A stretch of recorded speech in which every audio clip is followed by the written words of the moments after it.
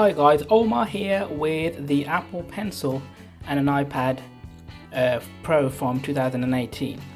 So obviously when you use the pencil with the iPad Pro, you're gonna maybe wear out the tip and it may need changing at some point in its life cycle.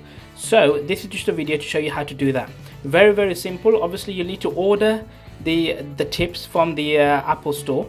And then once you do have these tips, if I just get the camera to zoom in here, so I think that's about right. All you do is you hold on to the tip as tight as possible and you just screw it off. I find holding on to the tip and then screwing off the actual body part of the pencil to work best.